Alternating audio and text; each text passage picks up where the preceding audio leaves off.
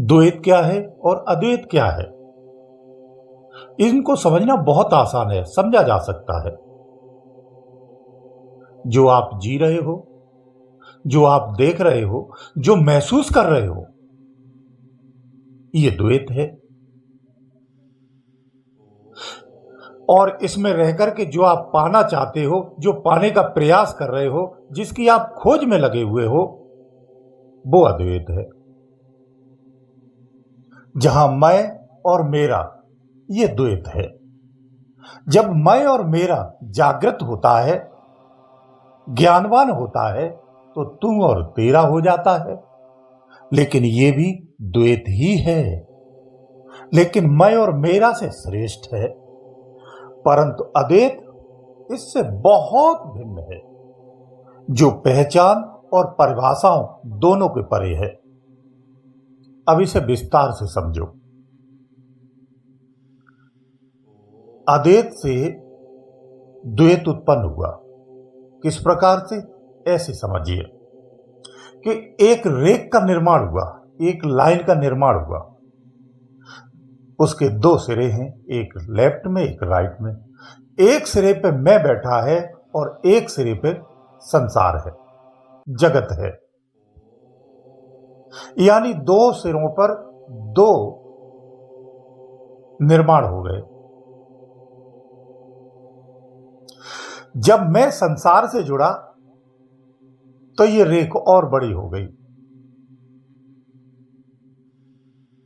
संसार का विस्तार संसार के द्वारा ही होता है, होता चला गया। लेकिन इसमें होता किससे है, मैं से हो जाता है।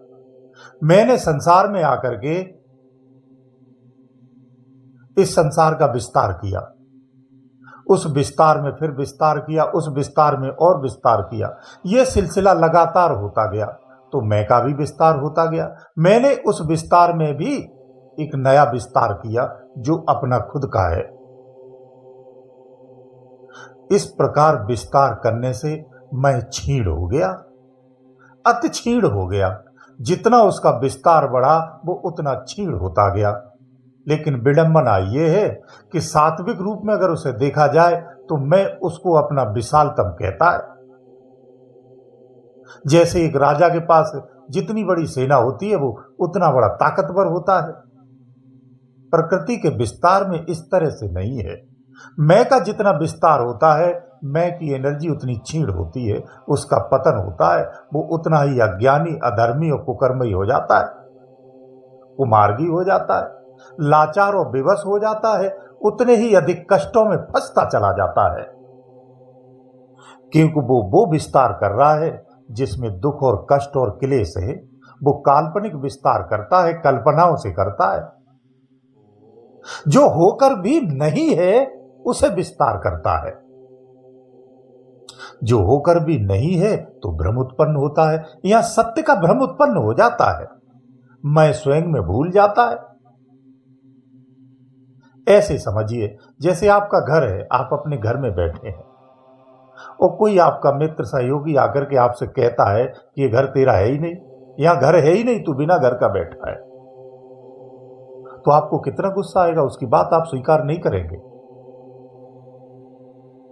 उल्टा ये कहेंगे कि तुझे दिख नहीं रहा इतना बड़ा घर है ये, मैं इसमें बैठा हूं। तो विवेक से देखोगे तो यथार्थ है, लेकिन बाहरी रूप से देखोगे तो बिल्कुल गलत है।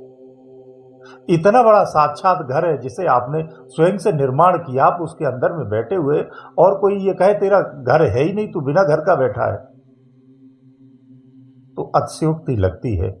लेकिन वास्तव में द्वैत और अद्वैत में यही अंतर है। द्वैत यानी जो होकर भी नहीं है, वो द्वैत है। होता यह है कि सत्य में असत्य का और असत्य में सत्य का भ्रम उत्पन्न हो जाता है, जिसका परिणाम फिर यह होता है कि मैं से वो महान हो जाता है। फिर वो राजा ये कहती कि हमारी इतनी बड़ी सेना है, हमारी सारी सेना हमारे आदेश का पालन करती है। लेकिन सत्य यह है कि उसकी सेना उसके आदेश का पालन उसे लगता है करती है, जब मौका आता है तो एक भी नहीं करती है। राजा अकेला रह जाता है और मारा जाता है। यानी मैं मेरा मेरा कर करके कष्ट और कलेश में जीवन गुजारता है और नष्ट हो जाता है। शरीर के छीड़ होने के बाद मैं और मेरा में ही मैं फंसा रहता है। मैं मेरा से बाहर नहीं निकलता है। शरीर उसके पास हो अथवा ना हो, मैं सदा मेरा में ही रहता है। तो इस प्रकार से अद्वैत होते हुए भी वो द्वैत में रहता है।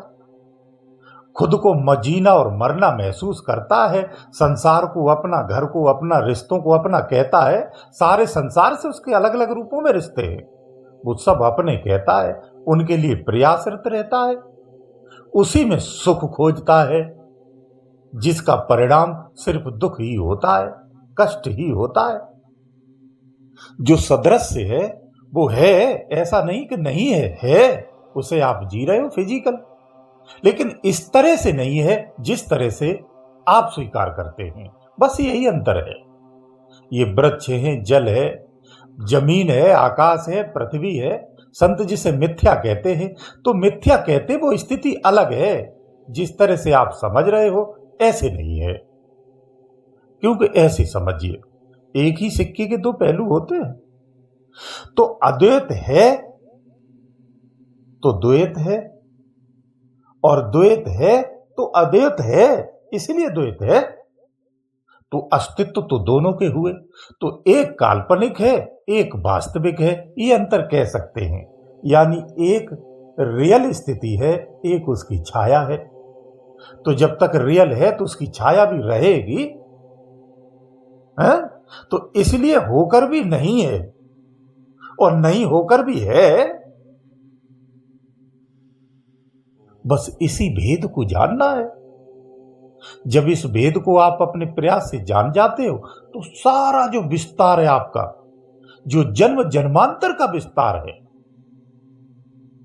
वो सब नष्ट हो जाता है और एक ही क्षण में होता है। बरसें बरसांत नहीं लगती हैं। फिर मैं और मेरा भी नष्ट होता है, तू और तेरा भी नष्ट हो जाता है। दोनों में से कुछ भी नहीं बचता है। तो द्वैत उस स्थिति में नहीं है, द्वैत है, लेकिन आप अद्वैत हैं। यही दोनों का भेद है। सरलता में इसे समझा जा सकता है। दरअसल में ये दोनों ज्ञान की गहरी स्थिति में जब आप जाते हैं ना, जो विज्ञानमय स्थिति है, वहां जाकर के जब इसे महसूस करते हैं, तो द्वैत और अद्वैत स्पष्ट समझ में आता है। ये केवल एक स्थितियां हैं और कुछ भी नहीं है। और स्थितियां कौन सी है? उत्पन्न की हुई है। ये हो जाती है, घटित होती और नष्ट भी होती है। तो जीव इसीलिए अविनाशी है। जीव क्या है? द्वैत भाव ही तो जीव है। लेकिन वो अविनाशी है, लेकिन नाशी मानता है, इसीलिए तो वो जीव है। यानी आत्मा और परमात्मा दोनों एक ही हैं, कोई अंतर नहीं है। लेकिन जब तक द्वैत है तब तक आत्मा है, और जब द्वैत नष्ट होता है तो आत्मा नहीं परमात्मा रह जाता है। तो परमात्मा तो है ही, वो आत्मा नहीं है।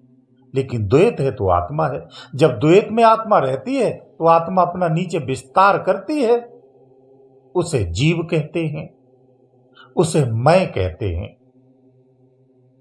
ये आत्मा का विस्तार है। तो ये होकर भी नहीं है, ये कैसे सिद्ध होता है? ऐसे सिद्ध होता है कि जब बोध हो जाता है तो एक क्षण में सब नष्ट हो जाता है। जैसे स्थूल की अज्ञानता में हम मृत्यु को महसूस करते हैं, तो मृत्यु के उपरांत आपका मैंपन और मेरा सब चला जाता है, सब छूट जाता है, यही तो रह जाता है, एक क्षण में छूट जाता है। तो ये घटना है, सदगति नहीं है। सदगति ज्ञानमय अवस्था में है, जो योगी प्राप्त करता है। तो यहां द्वैत और अद्वैत का भाव मिट जाता है। लेकिन इससे भी आगे है। द्वैत और अद्वैत की बात वेदांत में शंकराचार्य ने कही है, लेकिन इससे भी आगे है। वो आत्मज्ञानी जानता है, योगी जानता है, उसके आगे का बखान है तो वो समझ में नहीं आएगा। उचित पात्र भी नहीं है, इसलिए उसका बखान नहीं करना चाहिए। लेकिन इतना कह सकता हूं, अगर विवेकी तो समझ जाएंगे कि द्वैत और अद्वैत की स्थिति में द्वैत से श्रेष्ठ अद्वैत है, और अद्वैत भी स्वयं में पूर्ण होकर भी पूर्ण नहीं है। ये बात थोड़ी सी शायद स्वीकार नहीं होगी। मैं एक स्थिति की बात कह रहा हूं, ज्ञान की बात नहीं कह रहा हूं। ज्ञान की दृष्टि में ये मिथ्या लगेगा, लेकिन स्थिति में जानेंगे तो समझ में आएगा। क्यों? अगर अद्वैत पूर्ण होता तो द्वैत उत्पन्न नहीं होता। द्वैत अगर उत्पन्न होता है तो अद्वैत कहीं ना कहीं पूर्ण नहीं है। इससे तात्पर्य यह होता है कि अद्वैत में भी कुछ एक और श्रेष्ठ स्थिति है, जहां अद्वैत नहीं हो सकता है, हो ही नहीं सकता है, वो पूर्ण अद्वैत है।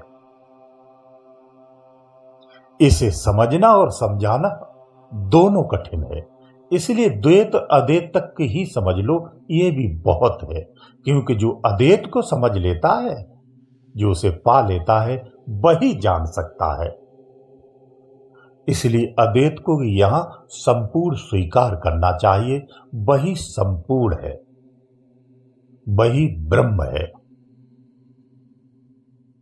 गुरुदेव दयालु।